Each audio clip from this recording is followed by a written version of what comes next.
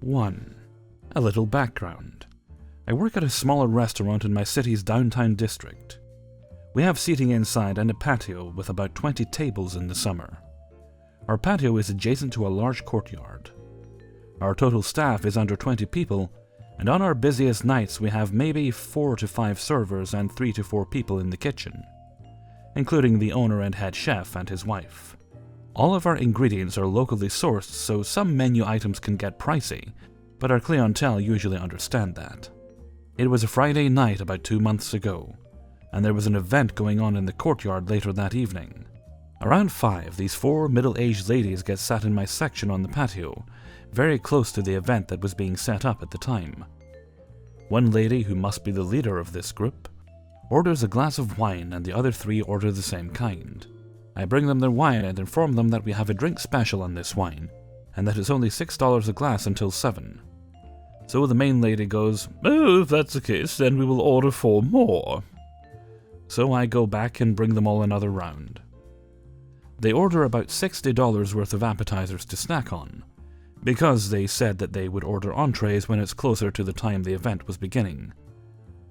While I'm taking their order, they're all talking over each other, and one of the ladies even pulls out her phone and starts recording a video over the patio saying, "Hey, well, this is where we're hanging out tonight. This is our server," and points her camera at me while I'm writing down their orders. When I bring the appetizers out, it takes a couple trips, and by the time I return with the last plates, they had pulled another table over to theirs so they had room to put their purses and extra dishes. For a Friday it wasn't crazy busy yet, so I decided not to make a fuss. I bring them a 3rd round of $6 glasses of wine, and they are just in love with my service. I overheard one of them telling another that I should be tipped extra with a wink. So it's about 6:45-ish, and they still have plenty of appetizers and wine left. A couple still had 2 glasses because they wanted all their rounds of wine together, and the leader asks me if they can get some more of the crostinis that came with the calamari. I told them that I wasn't sure because we only make limited amounts and they are for serving with certain dishes. She says, "Oh, it's just bread, I know you can work it out," with a smile. So I ask my manager, who asks the kitchen, and they said we would need to charge for them if all 4 of them want more. I tell them that and they say it's fine. When I bring them their crostinis, they are so grateful and compliment my service. The leader asks me who the owner is, so I figure they were really satisfied. Told them that the owner is our head chef. Then she completely does a 180 and says, "Well, you can tell Chef Poopyhead that it's really greedy to charge us for bread." I try to re-explain to them that we make limited amounts and that it's meant to go with certain dishes and not to be served on its own. We do have free bread I offer to them, but they just had to have the crostinis. Another lady tries to say she owns several businesses and she knows what things cost. Another lady says her father apparently owns Budweiser, so she knows how to run a business. They then ask for their next round of wine. I inform them that it's after 7 now and the drinks will be full price. The leader says to me, "But I ordered 4 before 7. Apparently when she said 4 more when they first ordered, she meant she wanted to order 4 more rounds for the table, and just expected that I'd honor that past when the drink special ended. If she'd wanted me to bring 16 glasses of wine at once, I could have done it. But you can't drop that on your server when you're already 3 rounds each, and said nothing when you knew it ended at 7. After a couple of minutes, they asked for their checks. They said it isn't my fault and that I was apparently the greatest server they ever had, and that I should quit and work somewhere else so I can serve them again. After running their cards, I get back to the table, and they are all rummaging through their purses for cash. They all hand me wads of cash that actually totaled like $75, and said to put that in my pocket and make sure my manager and kitchen get no part of my tip, which we don't do anyway. And again tell me it's not my fault, and that my boss is so greedy for charging them for bread. I'm so fed up at this point, I just say, well, if you're unhappy with your experience tonight, go write a Yelp review, and turn around and walk away. I wasn't going to go off on them, but shit, the entitlement of these women just pissed me off so much. And the fact they left before ordering entrees and the event started because they had to pay for something I told them they would be charged for, even though there's a free alternative, just baffles me. 2. So it was a Tuesday night. We worked from 5 to about 8. Since I work part-time, I don't always get in on the scandals that occur in the lunch rush. But I was lucky this wonderful night. It was about 6:30, and usually we aren't extremely busy, so it was a bit of a nice slow rush, since I was happy and my co-workers were relaxed and enjoying light early cleaning, and spreading jokes and having a good time. Then enter Idiot Dad and Victim Girl, a two-top, not that big of a deal, and came at a decent time, no big deal. Now this is a tad bit important. Victim Girl, who was about 14 and ordered our combo, enchiladas, that came with rice and beans on the side, and her dad ordered a burrito of some sorts, otherwise a super easy order, and only took us 5 minutes to get it ready. We ring the bell and our waitress Taylor, not her real name and she's about 30ish, worked here for about 5+ years, takes it out with a casual thanks. We wait for a bit cleaning up from that order, and we see Taylor marching back to the kitchen with the combo plate in hand and an annoyed look on her face. In the kitchen there are 2 of us as it's fairly small, and we work on every order together, so there is no way it was one of us. Guys, are you serious? What the hell is this? Do you guys know how this happened? They are demanding we compensate for their entire meal because of this. She proceeds to show us the plate, and there is a nickel and 3 pennies in the beans when she started moving it around with a fork. So this already seems like BS to me, since first of all the beans refried, only covered up the change underneath barely. Since we spread the beans out to cover the plate to make it neater next to the rice, it was very shallow. I suppose you could say it was very unlikely that we wouldn't have noticed that making the plate. But okay, let's try all our options before we jump to conclusions. I thought, a bit annoyed as well. Secondly, no one in the restaurant had change on them or in their pockets, let alone in the kitchen.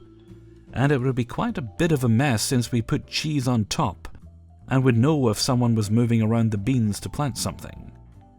We checked the entire storage of beans and nothing. No abundance of pennies or anything. Taylor was understandably pissed, as were we for being accused. Luckily our boss happened to be chilling at the bar and saw the commotion in the back and checked on the situation. We told him we literally did nothing and they were demanding free food when they deliberately planted it. Boss is like, okay, I'll go talk to them. And I go and peek watching the whole ordeal. I found change in my daughter's food, and she could have choked on that if I didn't stop her. There must be something done about this, or we will never come here again. I'm sorry, sir, but we talked to all the staff that handled the food and checked everything. There's absolutely no way this could have happened by our staff. No one carries change on them, and your waitress walks straight from here to your table with no stops in between. I will ask you to pay and leave. My boss is a gruff, no BS kind of guy, so it was all the more satisfying to watch the man flabbergasted. At this point his daughter was looking down with an ashamed look on her face, certainly embarrassed, and confesses she put it in there and she's sorry. They pay and leave, and that's the end of the story.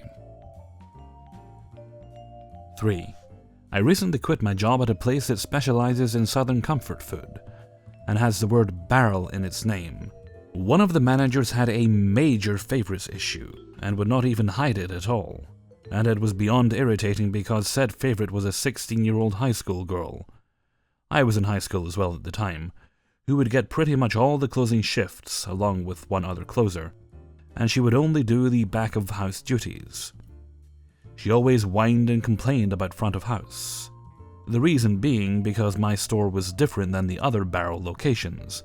Front of house closers had to sweep and flip chairs, and that meant she actually had to work hard to close. But nope. Instead, she always got back of house and she bossed everyone to a T to make sure every little detail was done so she could close without doing jack shit. I understand the importance of doing a good job, but she would hound you for the smallest things. A single tea bag, a coffee bean, I'm dead serious, etc. When other people closed, no one would be nearly as critical as she would because they knew as closers they had to do the small little things the servers don't do, or, I just remembered, when we were short with servers, usually the other closers took a side work or two to help, but she never did. And instead just handed the extra work off to some 3-hour shifter who already had tea and soda station. What's even more infuriating is that while everyone was doing side work, she would be lounging in the office with the manager, on their phones, laughing with her and chatting it up, while all of us would be juggling tables along with side work and silverware.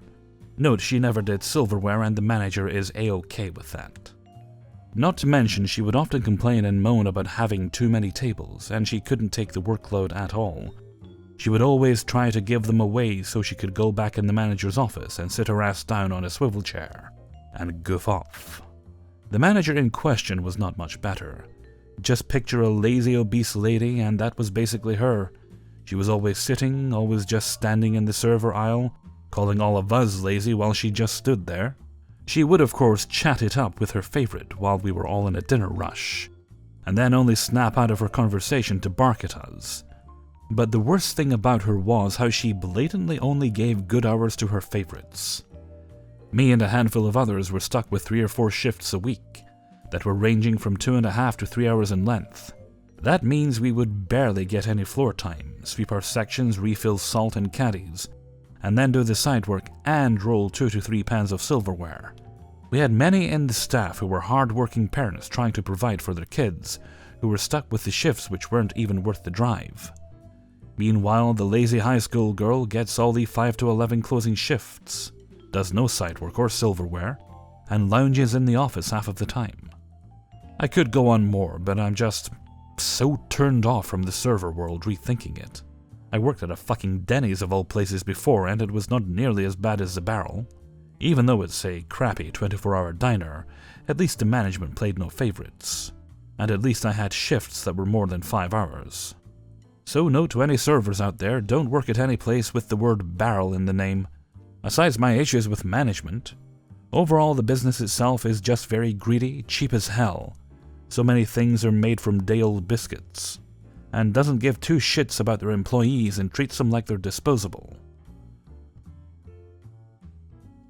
4. The tale of the terrible, no-good, completely unprofessional front-of-house manager, and the woman that put him in his place. It was me. I was the front-of-house manager for a brewery restaurant, with a giant seasonal deck overlooking a river.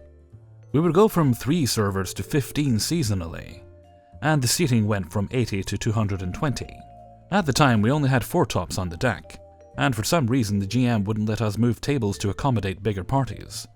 One Friday evening, because people are awful, we had a walk-in 25 that came in and demanded to be sat on the deck. Of course we obliged, but explained that they would have to sit at 6 different tables and have different servers, and we wouldn't be able to do it all on a single check. But we could use the same card for each table. This was unacceptable to the woman in charge, who we'll call B. B had a business card. This was some sort of business outing, and she needed it all on one bill so they could expense it, not to mention the separate checks for each person's drinks, because they weren't covered by the business.